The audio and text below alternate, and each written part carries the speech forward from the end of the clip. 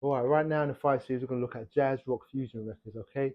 Jazz rock fusion records. A hard genre for me to actually navigate because some records are more jazz, some records are more rock. It's hard to really pinpoint it. But anyway, I buy Soft Machine records. I've got a lot of Soft Machine records. It's like a thing for me with this band.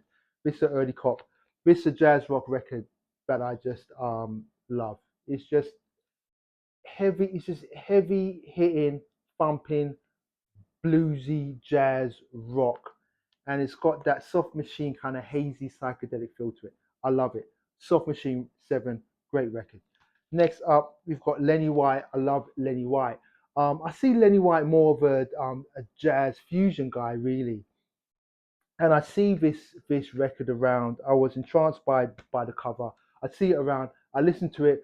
Wasn't really into it. Was too out there, but it had breaks and loops and samples, and I see it around, but the record stores always wanted too much money or more money than I was willing to actually pay.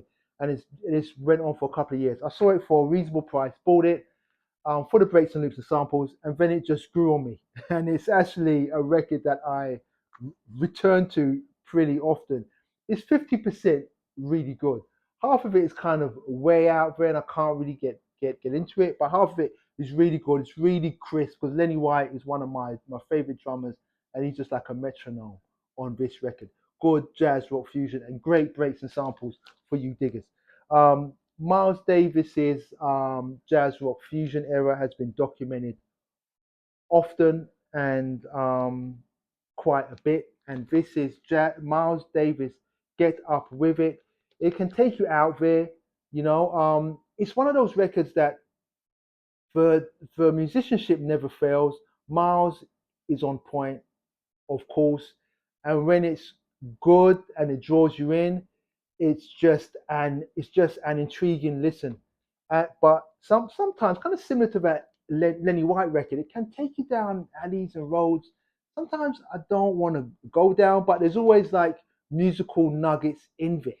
It's just a great record. I think it's a kind of a record that a musician would appreciate more than a casual listener like me. But still, an important record. And Miles Davis is an important artist, and we always have to big him up. Larry Coryell. I posted a Larry Coryell record recently, and people jumped in the comments like, "Yay, Larry!" There seems to be a sub current of Larry Coryell fans, which is great. I don't think that he's kind of appreciated enough, and he's an artist that I look for. He put out good albums, great projects. He's a great jazz guitarist, and he just hits the nail. This is the one record that hits the nail when it comes to that jazz rock fusion vibe. And this is it on the Vanguard label. The record's called Offering, and it's a great record in that jazz rock fusion vibe. And finally, this is kind of an obscurity that I bought quite a long time ago, and it's an amalgamation. It's like jazz rock fusion. It's kind of R&B. It's blues. It's sort of psych. It's a weird, trippy, psychedelic haze of a record. But I'm gonna put it under jazz rock fusion. If you get a chance to listen to it, let me know if you agree that this is jazz rock fusion. It's by a band called Sinara on the Capitol Records label, and I guess the album's called Sinara because that's all it says. But look at these guys. They're about that life, and we're about that life. We're Good Fine Records, and our label is Good Fine Records, and we are Hi-Fi Recluse. We're talking about jazz rock fusion records. Come on, let's get it.